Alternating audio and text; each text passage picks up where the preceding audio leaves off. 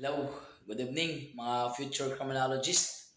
So, good evening sa lahat ng ating mga followers, 23,000 followers dito sa ating Facebook page, San Will Crime Tambayan. At syempre, papatulog na tayo pero hindi mawawala yung ating word of the day. Okay? So, ang ating word of the day ngayon is walang iba kundi the word criminology. Okay? Tatandaan natin mga future criminologist kung ano nga ba yung criminology. Okay? Magbibigay ako ng tatlong definition at isipin nyo kung ano yung dalawang word na hindi nawala sa binanggit ko. Okay? Una, criminology.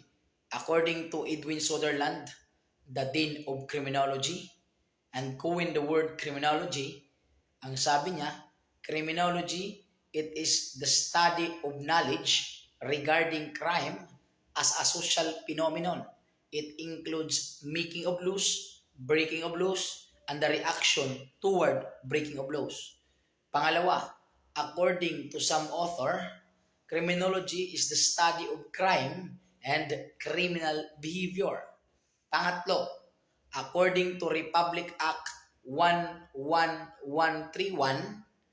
it is the scientific study of crime, criminals, and the victims. It also deals with the prevention and solution of crimes. Okay, sa tatlong binanggit kong definition, merong dalawang word doon na hindi nawala. Which is, it is, yes, that is the study of crime. It's because criminology, it is came from the two root word crimen and luhia.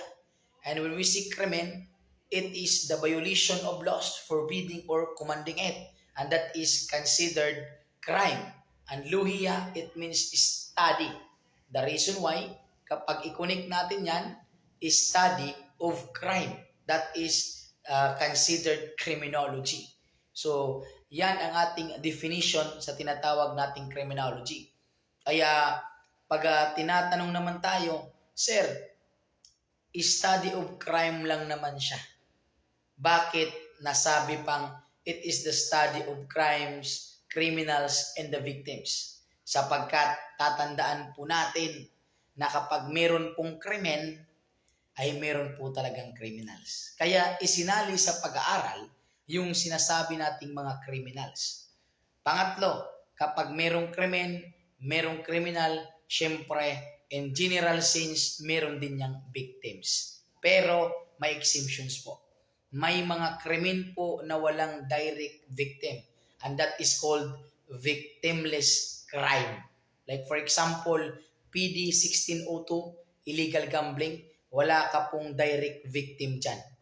Like for example, Republic Act 9165, Comprehensive Dangerous Drug Acts of 2002, okay, victimless crime din po yan. Pero, tatandaan po natin na ang victimless crime ay under po siya ng public crimes. Kapag sinabi po nating public crimes, anybody can file a case as long as he has a knowledge of the commission of the crime. So ngayon, ang tanong, ano nga ba yung idea, bakit nga ba nasabi ni Edwin Sutherland tsaka ni Donald Creasy na ang criminology daw ay not a science but it has hope to become a science? Nasabi yan ni Edwin Sutherland sapagkat sa pag-aaral niya, criminology, like other scientific discipline, ay meron itong tinatawag nating observation, theory, hypothesis. At kapag pinagsama ang tatlo na yan, it will become a body of knowledge. And if it is universally acceptable, it will become science, which is came from the Latin word scientia, na ang ibig sabihin ay truth or katotohanan. Okay? Yan po yung ating overview sa ating criminology, mga future criminologists. At ang nag-coin po ng word na criminology na ginamit natin ngayon, that is by Edwin Sutherland. Pero pag sinabi naman natin criminolohiya, kay Rafael Garofalo po yan.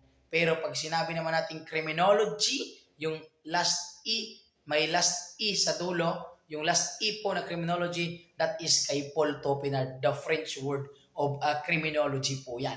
At actually, marami pa po tayong dapat pag-aralan sa criminology natin. Okay? Meron po tayong mga nature of criminology. Pag-usapan po natin yan sa ating next video. At ito pa din ang inyong lingkod. Walang iba kundi Mr. Emmanuel, the Master Human Villacarlos, and CBRC National Lecturer and Registered Criminologist. Thank you so much. God bless you all. Good night and have a nice day.